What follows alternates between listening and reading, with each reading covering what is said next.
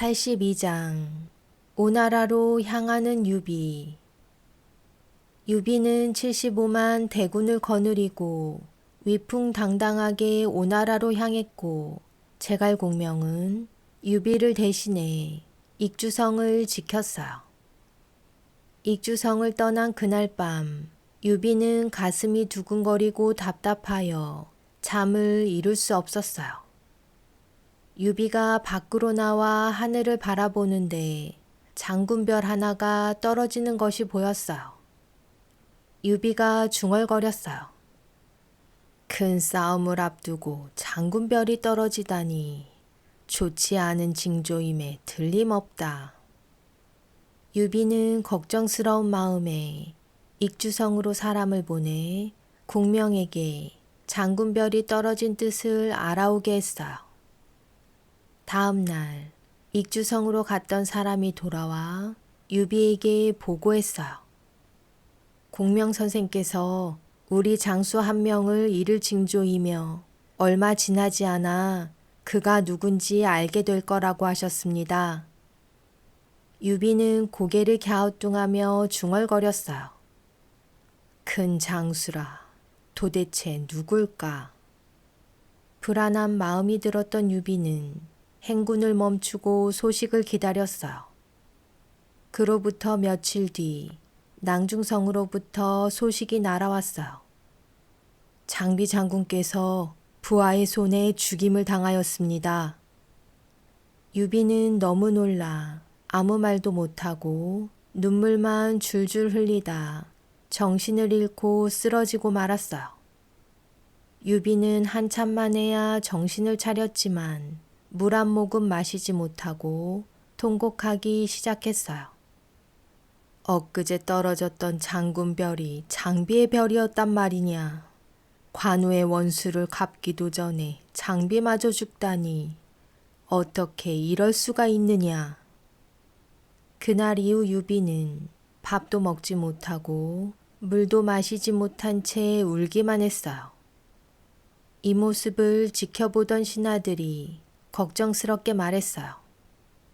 배야, 관우 장군과 장비 장군의 원수를 갚기 위해서라도 기운을 차리셔야 합니다. 신하들이 간절히 부탁하자 유비는 눈물을 멈추고 조금씩 먹기 시작했어요. 죽은 장비의 아들 장포가 한 무리의 군사를 이끌고 말을 달려온 것은 그 무렵이었어요. 장포는 말에서 내리자마자 유비 앞에 무릎을 꿇고 엎드려 자신을 소개했어요. 저는 장비의 아들 장포입니다. 범간과 장달이 제 아버지의 목을 베어 오나라로 도망쳤으니 그 원수를 갚고 싶습니다. 유비가 말했어요. 네가 장비의 아들 장포로구나. 장하다. 내 너를 앞세우겠으니 용감히 싸워 아버지의 원수를 갚도록 하라. 장포를 본 유비는 장비의 생각에 하염없이 눈물을 흘렸어요. 그때였어요. 저 멀리서 한 무리의 군사가 먼지를 일으키며 달려오더니 그는 바로 관우의 둘째 아들 관응이었어요. 관응이 숨을 헐떡거리며 달려와 유비 앞에 무릎을 꿇고 말했어요. 저는 아버님과 형을 오나라에 빼앗겼습니다. 이번 싸움에서 제가 앞장서서 아버지와 형의 원수를 갚을 수 있게 도와주십시오. 관응을 본 유비는 관우 생각이나 땅을 치고 통곡했어요. 지난날 가진 것이라곤 두 주먹뿐이던 우리 셋은 서로의 영제를 맺고 함께 죽기를 맹세했었다. 그런 내가 이제 황제가 되었지만 나의 두 동생은 가고 없으니 나의 마음이 찢어지는구나. 이런 내가 아버지의 원수를 갚겠다는 어린 두 조카들을 보니 마음이 든든하구나. 유비는 관우와 장비는 잃었지만 그 자식들이 앞장서서 원수를 갚겠다고 하니 흐뭇했어요. 그런데 장포와 관응 두 사람이 서로 앞장서서 원수를 갚겠다고 하니 유비는 난처했어요. 잠시 생각에 잠겨있던 유비가 제안했어요. 너희들의 실력을 본 후 누가 앞장설지 결정하겠다. 그 말에 장포가 먼저 화살을 뽑아들며 소리쳤어요. 제가 100걸음 앞에 놓인 표적을 맞춰보겠습니다. 병사들이 장포의 말에 따라 100걸음 밖에 표적을 세웠어요. 장포는 성큼 앞으로 나서며 표적을 노려보더니 활을 당겨 화살을 날렸어요. 장포가 쏜 화살은 정확히 관역의 한가운데를 뚫었어요. 과연 장비 장군의 아들이구나. 사람들이 박수치며 감탄했어요. 의기양양해진 장포가 어깨를 활짝 편 채 사람들을 둘러보니 관응이 하늘을 나는 기러기를 가리키며 말했어요. 저는 머리 위로 날아가는 기러기 떼 중 3번째 기러기를 맞춰보겠습니다. 말을 마친 관응이 화살 한 대를 날리니 순식간에 화살에 맞은 기러기 한 마리가 땅으로 떨어졌어요. 그것을 본 장포는 얼굴을 붉히며 관응을 노려보았어요. 싸움은 활만으로 하는 것이 아니다. 나와 참솜씨를 겨뤄보자. 장포가 창을 세우고 소리치자 관응 또한 지지 않고 대꾸했어요. 좋다. 나는 칼로 너를 상대해주겠다. 두 사람이 서로를 잡아먹을 듯 노려보자 유비가 잔뜩 화가 난 표정으로 소리쳤어요. 멈추어라. 너희들의 아버지는 나와 더불어 의형제를 맺은 사이이거늘 그렇다면 너희들 또한 형제나 마찬가지이다.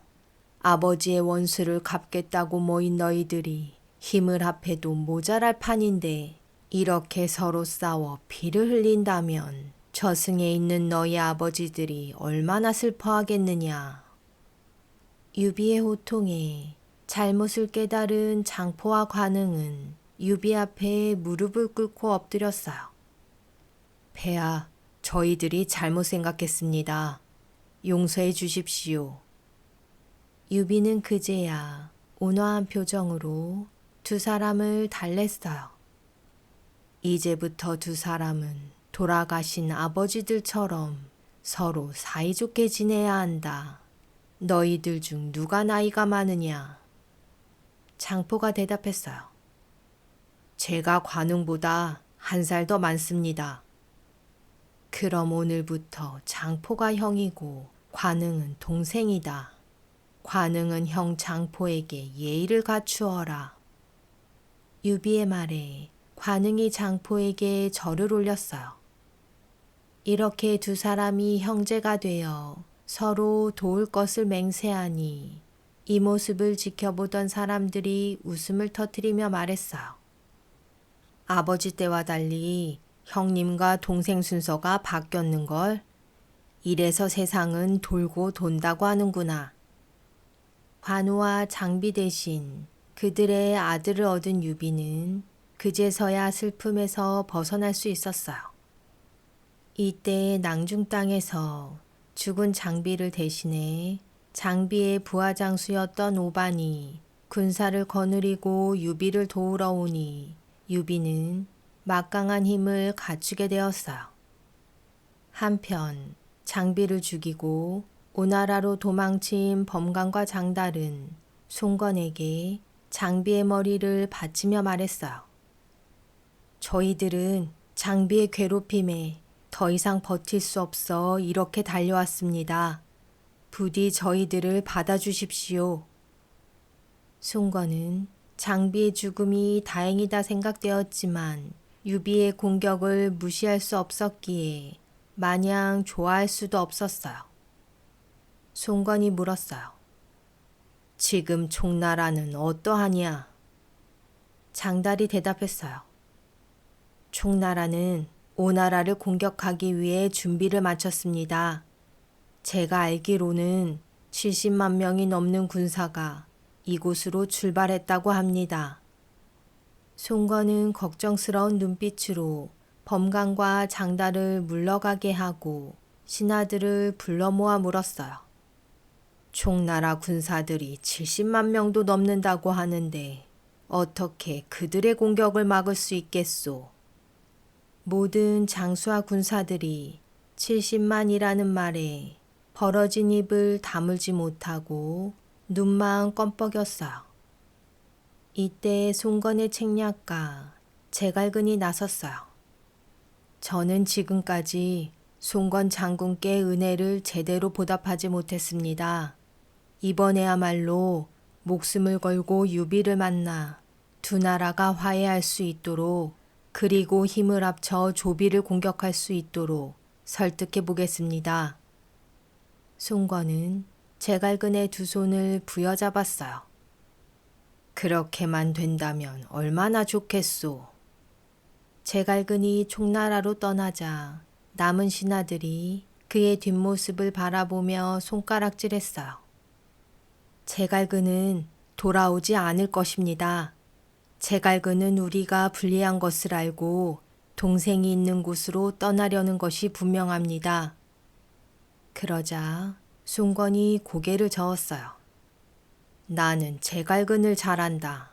내가 그를 버리지 않는 한 그 또한 나를 배신할 사람이 아니니 다시는 입을 함부로 놀리지 말아라. 송건의 말에도 신하들은 제갈근을 믿지 못했어요. 익주성에서 출발했던 유비의 군대는 백제성에 도착했어요. 이때 유비의 신하가 유비의 막사로 들어와 보고했어요.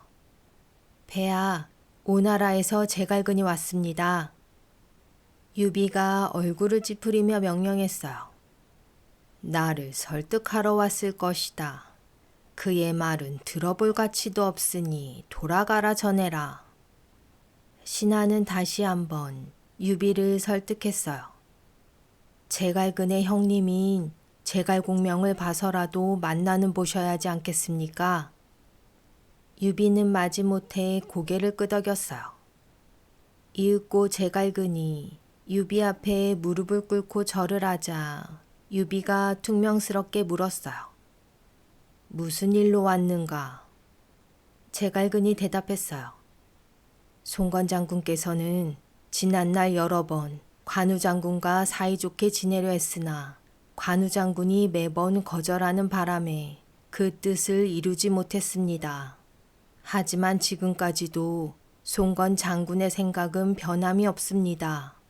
지난날 조조가 사신을 보내 형주를 공격하라 했지만 송건 장군은 조조의 뜻을 거절했습니다.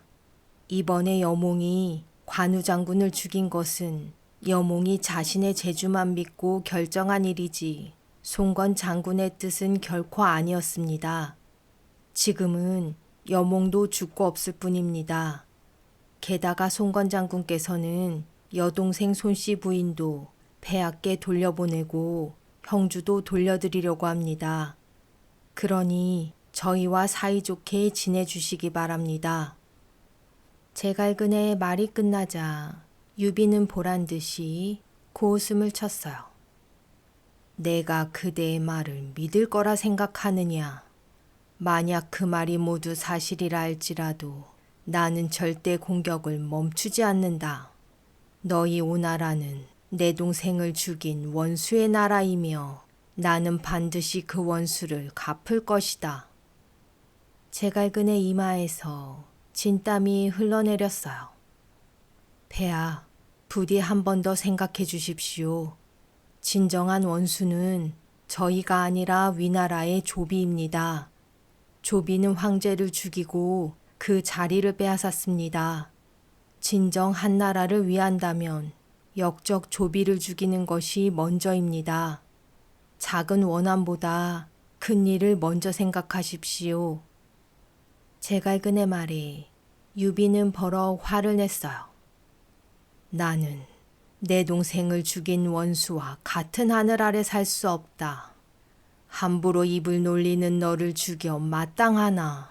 공명을 생각해 목숨만은 살려줄 것이니 돌아가라. 제갈그는 이번에도 아무런 소득 없이 오나라로 돌아갈 수밖에 없었어요. 신하들의 생각대로 오나라를 배신하지 않고 총나라로 돌아가 의리를 지킨 것으로 위안을 삼았어요. 날이 갈수록 송건의 걱정은 더욱 커져갔어요. 큰일이다. 이 일을 어찌하면 좋으냐.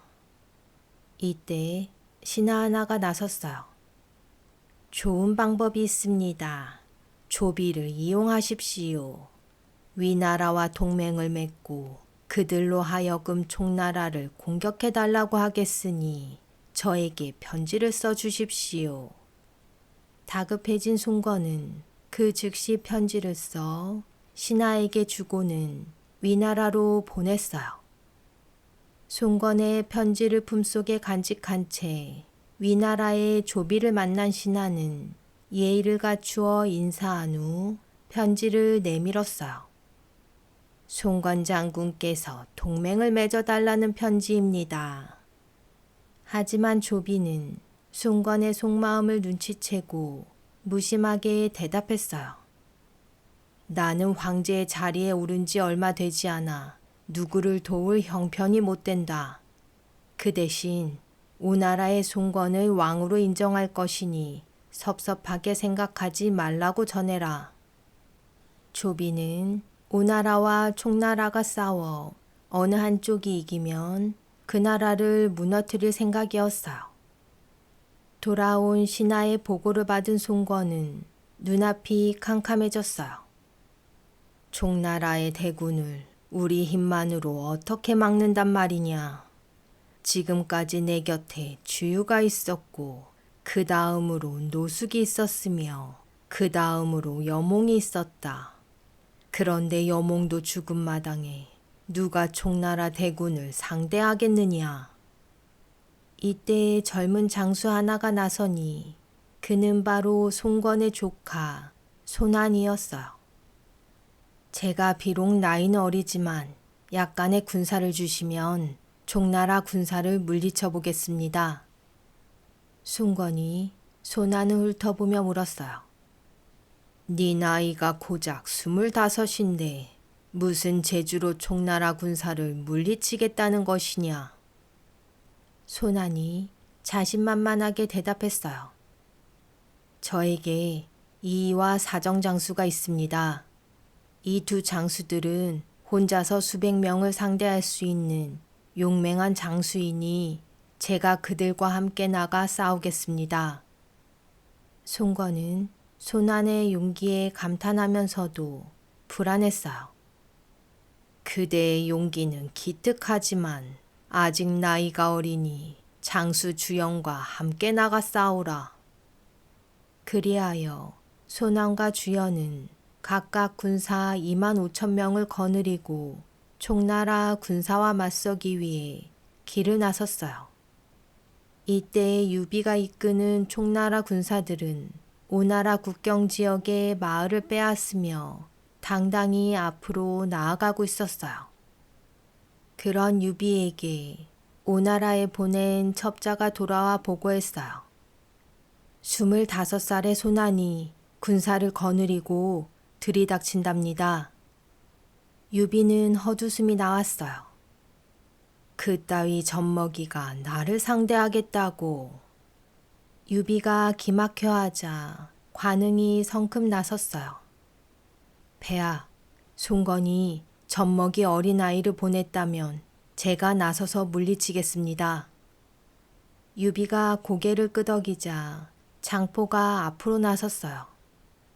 관응 형님이 싸우러 가는데 제가 어찌 구경만 하겠습니까? 저도 함께 보내주십시오. 유비의 입가에 미소가 맴돌았어요. 조카 둘이 나가 싸우는 것도 보기 좋을 것이다. 하지만 무리하지는 말아라. 다음 날 장포와 관응이 장수 오방과 함께 군사를 거느리고 소난의 군대를 향해 나아갔어요. 총나라와 오나라 군사가 서로 마주보니 장포와 관응이 달려나가며 외쳤어요. 손안, 이 젖비린내 나는 어린 놈아. 네 놈은 뻔히 죽을 것을 알면서 어찌하여 겁도 없이 황제의 군대에 덤비느냐. 손안이 장포를 가리키며 빈정댔어요. 네 놈이 든 창을 보니 네가 바로 장포로구나. 네 아비는 머리 없는 귀신이 되었는데 자식인 너마저 죽고 싶어 나왔구나. 손안의 말에 장포가 발끈했어요. 장포가 손안을 향해 창을 내지르니 손안 뒤에 있던 사정이 튀어나오며 창끝을 받아쳤어요. 그렇게 장포와 사정이 겨루니 사정은 얼마 못 가 꽁문이 빠지게 달아났어요. 장포는 기회를 놓치지 않고 사정의 뒤를 쫓았어요. 이 모습을 지켜보던 이이가 도끼를 휘두르며 장포를 향해 달려나왔어요. 이제 장포와 이이의 싸움이 되었어요. 하지만 이이 또한 장포의 상대가 되지 못하니 얼마 못 가 쩔쩔매기 시작했어요. 보다 못한 오나라의 진영에서 다문 장수가 장포가 탄 말을 향해 화살을 쏘았어요. 장포의 말은 다뭉의 화살을 맞고 괴롭게 울부짖으며 바닥에 나동그라졌고 장포 또한 땅바닥으로 곤두박질 치고 말았어요. 이이는 이때를 놓치지 않고 장포를 향해 도끼를 휘둘렀어요. 시뻘건 피가 사방으로 튀며 한 사람의 목이 바닥에 나뒹구니 그것은 장포의 목이 아니라 이이의 목이었어요. 총나라의 장수가 장포 한 사람만 있는 줄 아느냐. 웃으며 피 묻은 칼을 거두는 이가 있으니 바로 관응이었어요. 관응은 이이가 장포의 뒤를 공격하는 것을 발견하고는 순살같이 달려와 번개처럼 큰 칼을 휘둘러 이이의 목을 쳐버린 것이었어요. 장포를 구한 관응은 도망치는 손안의 뒤를 바싹 쫓았어요. 손안은 하얗게 질린 얼굴로 꽁지가 빠져라 자신의 진영으로 도망쳤어요.